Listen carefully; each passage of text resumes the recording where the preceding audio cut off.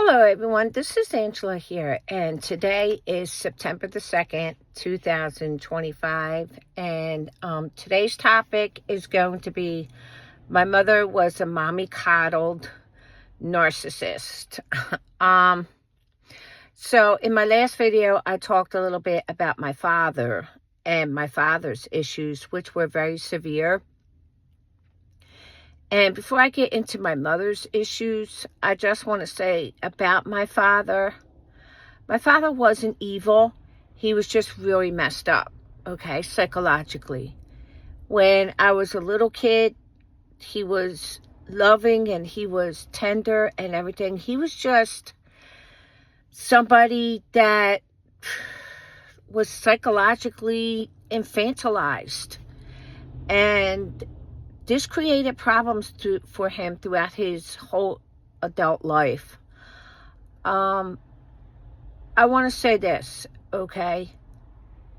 In conclusion of all that, I have to say that my relationship with my dad forever changed when I was 12 years old, and my dad didn't stand up for me when my uncle slapped me across the face.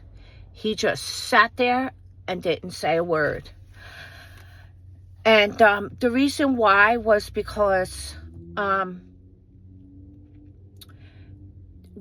he was very afraid of my uncle.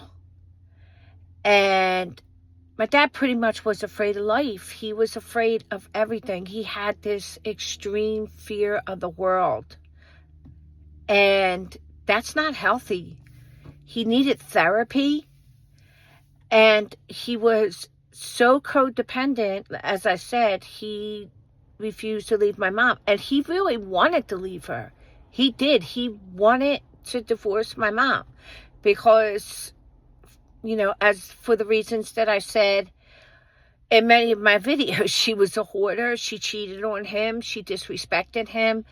She didn't care about him. Okay? And over the years, it just got worse. She was just like, I'll do what I want to do. What are you going to do about it?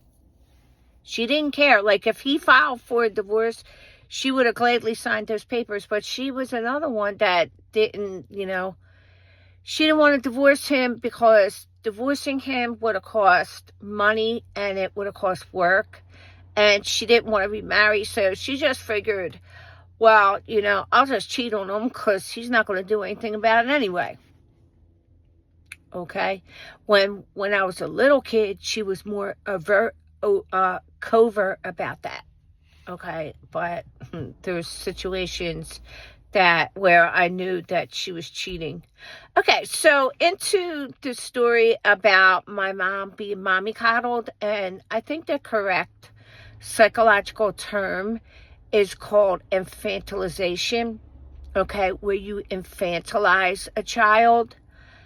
And this sets up the narcissistic dynamic, if that makes any sense. So I remember when I was a little girl, there were things that were very strange. In those days, my mother was just like a clutterer. She wasn't on a level 5 hoarding that she had got to when we were older, when she got older. So anyway, what happened was, I noticed that every Sunday, we always went to Nanny's house for Sunday dinner. And Nanny was my mom's mom, okay?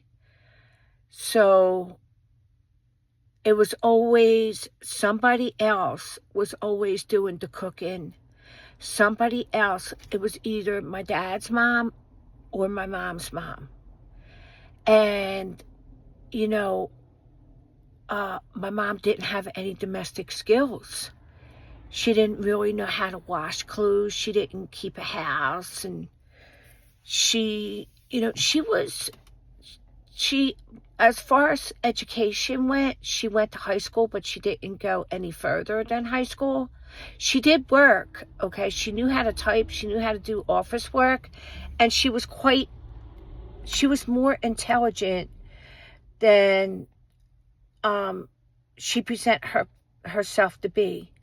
Okay, she was a covert narcissist where she had what's called selective memory. Okay, and she knew how to manipulate using selective memory, and she did it quite well when she became elderly. And she was misdiagnosed. I believe that she was misdiagnosed as having dementia, when in reality she was a covert narcissist that had selective memory, because she was sharp as a tack, even as an old lady. For those who don't know, my mother has passed on, and she went into a nursing home in 2010, diagnosed with dementia. The disease never progressed, because if you saw my videos, reunion with narcissistic mother, those videos, you could see that her short-term and long-term memory were quite up to par, so to speak. And people would dispute me in the comment section, and that's okay. People can have their opinions, but I know my mother better than anyone. She was the most slickest, manipulative, cunning person that you would ever want to meet, okay? She knew how to manipulate men better than anybody. She knew how to get people to feel sorry for her. My grandmother used to feel sorry for her, okay? My dad's mom. And she had my grandmother coming over and cleaning her house.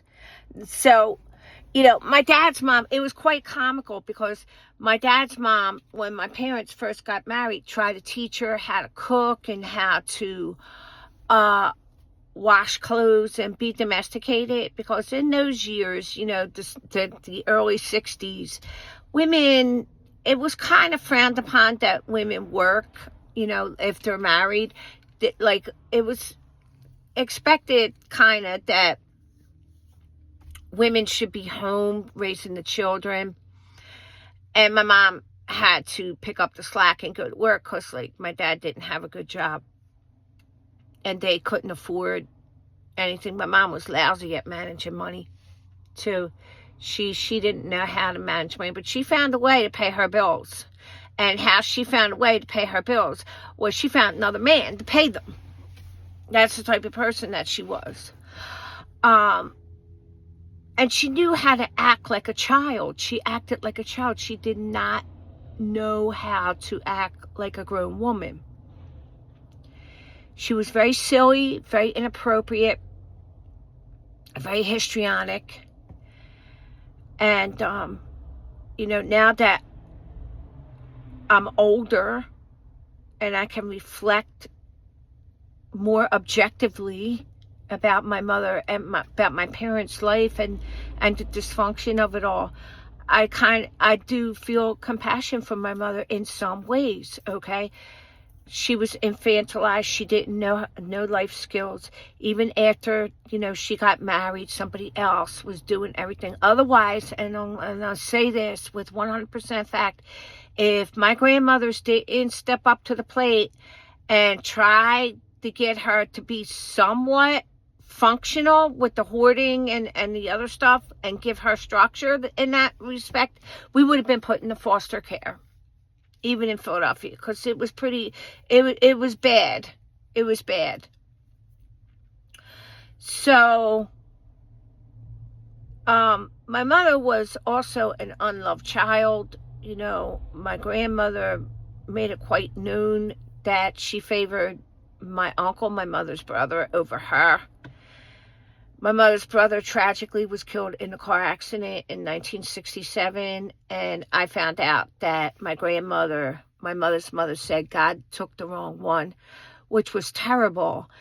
And, so it's a wonder that my mother had a psychological disorder, And on top of it, she had to raise 3 kids, little kids. And, when my grandmother, my father's mother, tried to teach my mom how to cook, and bake and be domesticated. Like she felt sorry for her and wanted to help her. And my mother was just manipulating her. So what my mother used to do was she used to cook, and she used to make everything, like turn everything into garbage. Like she didn't pretend like she didn't know how to do it, so she wouldn't have to do it. Christmas time, Thanksgiving, Easter, picnics or whatever in the summertime, my dad's mom did all the work. As I said, we went to my dad's mom for Thanksgiving dinner. My mother never hosted any type of, get-togethers or anything. Sunday meals, that was non-existent. My mother never, ever, ever, ever, ever had people over to where, we all sat down at a family dinner. Ever. And I'm 59 years old. Okay? Ever. And, so there was a lot of dysfunction, a lot of fighting, a lot of craziness, because my dad's needs weren't being met. My mom's needs, my mom's just didn't care. She went to work and she had to pick up the slack, as a financial provider because my dad refused to. And she had nowhere to go because Nanny wasn't taking her in. Okay? And if she didn't manage somewhat to be stable as best she could, she knew that we were going to get taken away and put into foster care. And she didn't want to deal with the shame that came along with that. Okay? She didn't want to deal with the shame. And there was a lot of shame that also came with the hoarding. And this is why, she would try to get narcissistic supply, but she didn't want people to get too close. Okay? Because the hoarding revealed that side of her that she didn't want anybody to know. My grandmother on my mother's side, Nanny, she used to ridicule her and at the same time infantilizing her, making her believe that she couldn't do anything for herself. Okay? And basically, and I want to say something about my parents' marriage, okay? My parents met in 1961, and they were quite young. I believe my mom was 20 and my dad was 21. And so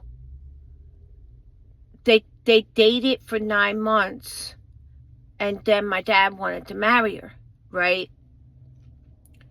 So my dad's mom said, why would Joanne want to marry, Michael? I don't think that Michael's ready to get married because he doesn't have a job.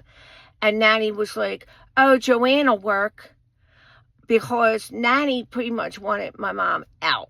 She wanted to just throw her out into the world, okay? Without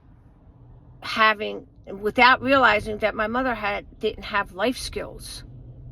Okay? My grandmother used to, Nanny used to clean the whole house, and my mother didn't have any responsibilities, any chores, and different things like that, because she was infantilized, taken care of like she was a little child. And so my mother became a narcissist and my dad became a codependent, and it was a toxic relationship. And my dad dealt with his frustration throughout the course of the marriage with my mom by becoming domestic. There was domestic violence, and that domestic violence was on a weekly basis, okay? Because let me just say this, and I say this with all sincerity. The cops used to come to the house every weekend, And I remember being like 5 or 6 years old, being woken up out of bed from the intense screaming and fighting. And I remember sitting at the top of the stairs of our house and looking down. And I remember seeing the cops, and I remember the cops saying the same thing every time they came, you know, go to 1801 Vine and blah, blah, blah, blah, blah, what to do and blah, blah, blah. And then after the cops left, they would stop fighting. And then they would probably make up and have sex, and who knows what they did. And then they would yell, get back in the bed, you know. So, yeah, and they, like, she used to complain that he didn't make enough money. The bills needed to be paid, and his complaints were that his clothes weren't washed, and that the house was a mess, and that the things that she wasn't doing right. You understand what I'm saying? And this was all very odd. You know, it was very odd. It was abnormal. It was toxic. It was crazy. It was absolute craziness. And I had to grow up in that dysfunction. And this is what shaped my personality. Like I felt bonded to my grandmother, my dad's mom, and even towards Nanny for a while, until Nanny tried to poison my mind against my other grandmother, because my mother's mother hated my father's mother. At first, they started out to be friends, and then they turned around and got into had this big falling out, and they didn't talk to each other anymore. And it wasn't my father's mother who didn't want to talk to her, it was my mother's mother who cut her off. And I'll get into all that in another video. And so I'm just trying to share some life experiences to try to get a better perspective on my mom's issues, okay, and why my mom turned into a narcissist. And as I said in my last video, my mother wasn't all wrong about everything. Was my mother a good person? No, she was not. She was not. But nobody is all good and nobody is all bad. There are some situations, you know, where the narcissist is right. You know what I'm saying? Like, they're not wrong, and she was not wrong about that issue. And I appreciate everyone who's stayed with this channel, even though I didn't make any videos for a long time. And I really want to try to get back into talking about things, to try to maybe help other people get a perspective of why these things happen. And I also would like to recommend 2 amazing channels if you are struggling with a narcissist and try to understand narcissism. My 2 favorite narcissism channels are The Little Shaman and Dr. Les Carter. Okay, because they talk specifically about the personality disorder, and they talk about healing and the mindset of a narcissist and why they are the way they are, because they're not going to change, okay? It's very hard to change someone's personality, especially when they got full-blown NPD. Now, I'm not saying that my mom had full-blown NPD, because I'm not a doctor. I didn't diagnose her. Okay, but sometimes if you're so familiar with smallpox, okay, let's say everybody around you had smallpox and you had a lot of exposure to smallpox, and then you see somebody with smallpox, you're going to say, I think that's smallpox. Okay, so that's basically how you should look at it. Okay, and believe me, I was no angel neither. I gave my mother a very hard time. I really did give her a hard time growing up, and there were reasons for that. But my mother didn't handle it well. And, you know, I had a very hard time accepting the fact that my mother wasn't capable of love, and she did not love me. She didn't love anyone. It's just who she was. So with that, I'm going to wrap up this video. And I just want to say thank you. Please like and subscribe if you wish. I would greatly, greatly appreciate that. And stay tuned for more stories, and have a great day. Take care. Bye-bye.